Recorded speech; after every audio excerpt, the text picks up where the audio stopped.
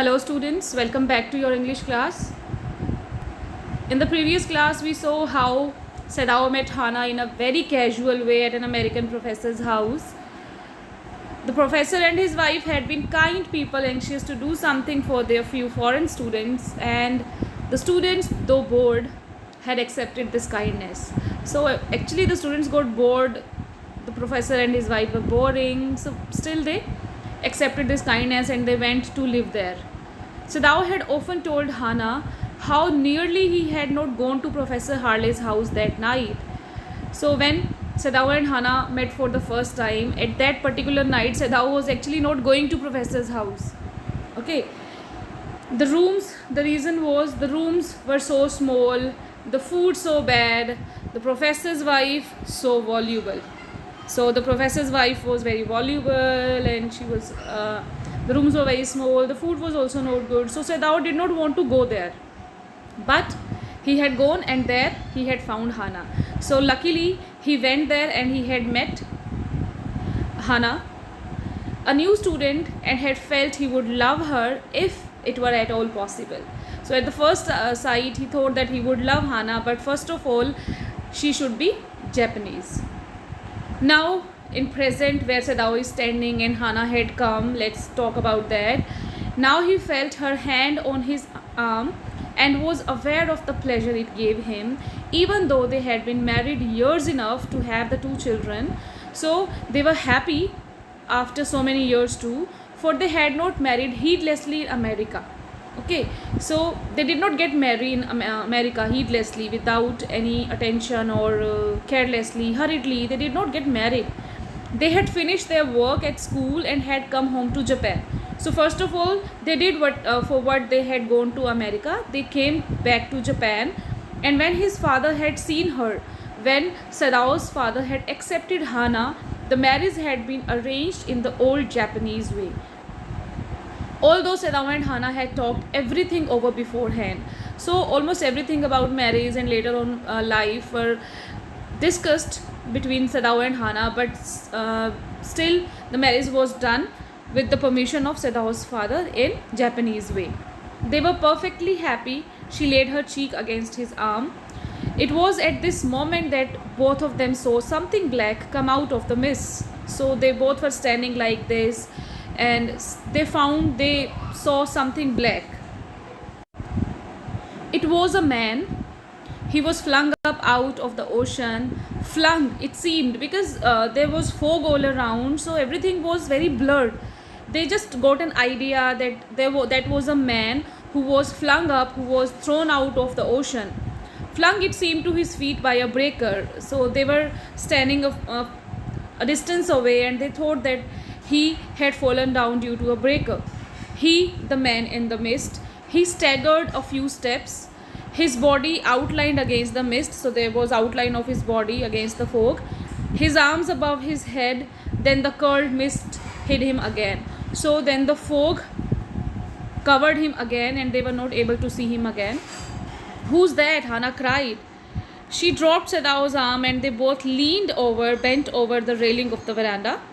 Now they saw him again. They saw the man again. The man was on his hands and knees, crawling. He was not able to walk properly and he was crawling. Then they saw him fall on his face and lie there. So then they noticed that the man fell down on his face and he was lying there. "A fisherman, perhaps," Sadao said, "washed from his boat." So Sadao is just making guesses that man could be a fisherman who had washed from his boat. He ran quickly down the steps and behind him Hana came. So Sadao came for help and Hana also came. Her wide sleeves of her dress were flying. A mile or two away on either side there were fishing villages, but here was only the bare and lonely coast, dangerous with rocks. So this beach in front of Dr. Sadao's house was not having fisheries, that was only bare coast which was having only rocks. But maybe that fisherman has come from his boat. The surf beyond the beach was spiked with rocks, so the water was full of rocks inside. Somehow the man had managed to come through them. He must be badly torn. He must be badly damaged. They saw when they came toward him that indeed it was so, that yes, it was so. The man was very damaged due to rocks. The sand on one side of him had already a stain of red soaking through. So the sand on his side, one side, was red because of blood. He is wounded, Sadao exclaimed.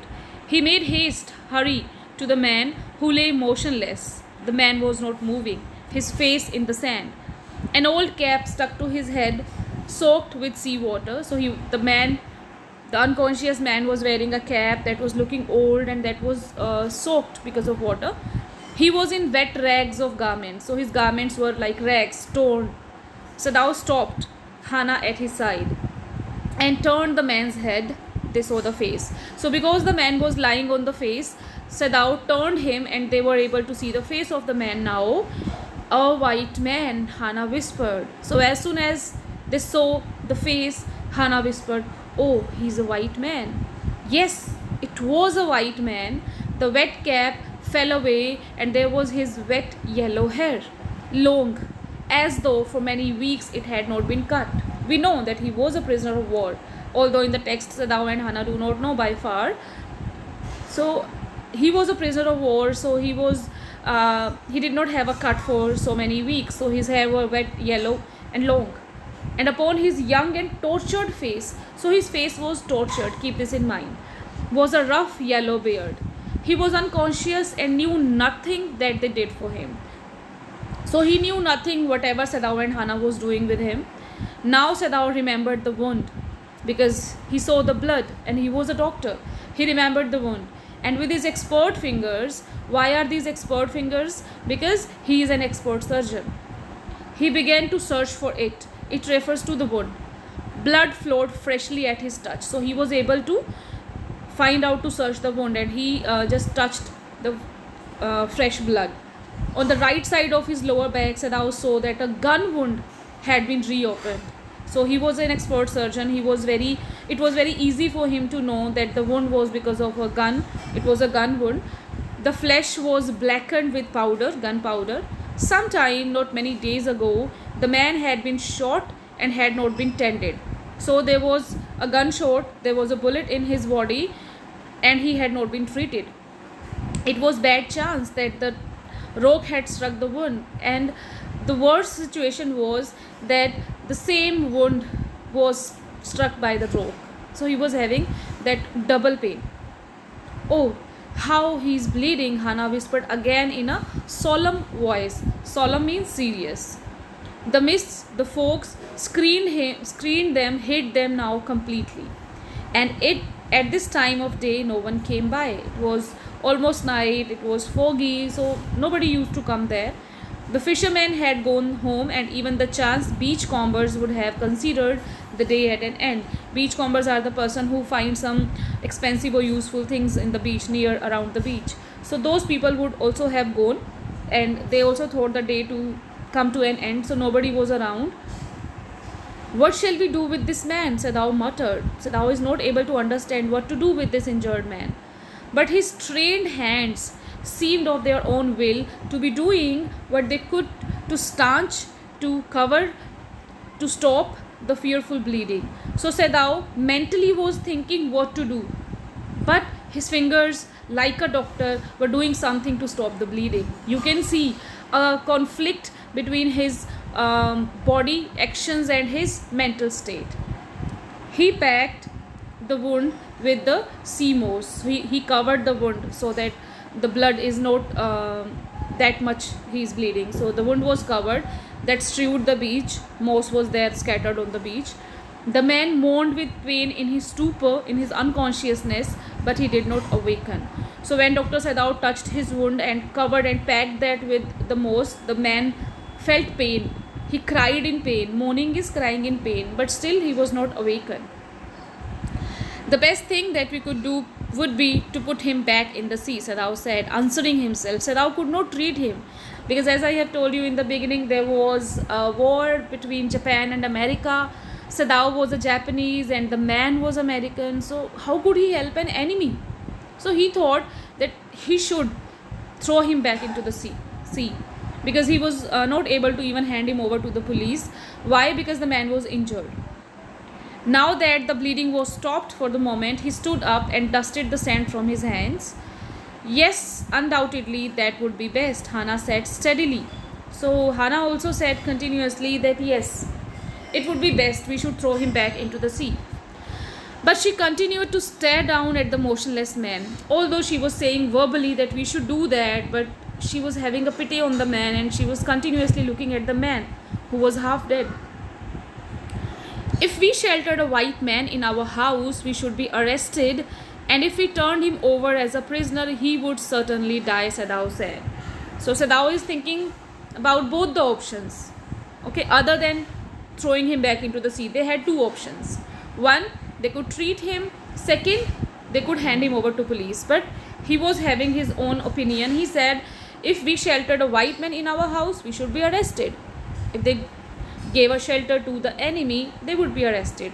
And if they turned him over as a POW, as a prisoner, then definitely he would die, because the prisoners of war are tortured and they are never treated. So he will definitely die. The kindest thing would be to put him back into the sea, Hannah said. See the situation, a half-dead man. For him, the kindest thing would be to put him back into the sea and leave him on his own situation. Because they are not handing him over to police. That was kind for the man. But neither of them moved. Neither Sadao nor Hannah. They did not move. They were staring with a curious repulsion upon the inert figure. Inert figure here, lifeless, kind of inactive figure. That is the enemy. Repulsion, hatred. So somewhere Hannah and Sadao were having hatred for this enemy, but still they were staring him. What is he? Hannah whispered. There is something about him that looks American, Sadao said. He took up the battered cap. There was a damaged cap. Yes, there, almost gone, was the faint lettering. A sailor, he said, from an American warship. By now they only came to know that he was American, but now they are coming to know his identity with the help of the damaged cap. From an American warship, so he was a soldier. He spelled it out, US Navy. So on the cap, US Navy was written. The man was a prisoner of war. He has escaped, Hannah cried softly. So as soon as they came to know that he's a POW, and if he is here, it means he has escaped. And that is why he is wounded in the back, Sadao agreed. So if somebody tries to run away from the police, he is shot. Of course, if he's trying to escape, he's running, so there was gunshot on his back. They hesitated, looking at each other. Then Hannah said with resolution, with firm decision, come. Are we able to put him back into the sea? So now she comes with a strong kind of decision. Let's put him back into the sea. Sadao asked, if I am able, are you? No, Hannah said, but if you can do it alone. So Hannah just refused. She said she was not able to put a man, half-dead man, back into the sea, but she wanted Sadao to do that alone. Sadao hesitated again. The strange thing is, he said, that if the man were whole, if the man were okay, I could turn him over to the police without difficulty. Sadao is again thinking about other solutions, and he says that if the man was okay, he was physically fit and fine, then as a true patriot, he could hand him over to police. I care nothing for him. He's an enemy. He is my enemy. All Americans are my enemies. And he is only a common fellow. He's not special. He's not his relative. He's not his friend. He even doesn't know him. So he's a common fellow. You see how foolish his face is? This is showing you the feeling of patriotism in Dr. Sadao. For him, Dr. Sadao, for him, the face of the enemy is foolish. So that is why he has said this. But since he is wounded, the problem is he is wounded. You also cannot throw him back to the sea, Hannah said. So Hannah looked at the mental condition of Sadao, and she also said that it seemed to her clearly that Sadao also could not throw him back into the sea. Then there is only one thing to do. We must carry him into the house. So Hannah said that if you also cannot throw him back into the sea, we cannot hand him over to the police. So we just have a third option. That is, let's take him home. But the servants, Sadao inquired, they were not alone. They understood that he was a half dead man and he should be treated, but the servants, maybe they would not understand it. So Sadao inquired about the servants. We must simply tell them that we intend to give him to the police, as indeed we must, Sadao. So Hannah said that we'll tell the servants that we plan to give him to the police once he's okay. We must think of the children and your position. Then she is making it confirmed. She's again reassuring it that so Sadao, once he is treated, we will hand him over to the police. Otherwise, children and your position, everything will be in danger. It would endanger all of us if we did not give this man over as a prisoner of war. So she is again telling this to Sadao to hand him over to the police once he is treated. Certainly, Sadao agreed. I would not think of doing anything else. Anything else means he would not do anything else except then handing him over to the police. So he would do that only. Once they would treat him, and then he would be handed over to police. So this is it for the day. Okay, pre-read the text, please see this video, and if there is any doubt, I'm there. Read the further chapter as well. Again, it will improve your vocabulary, your reading skills, and of course it will be better to understand. Okay, have a good day.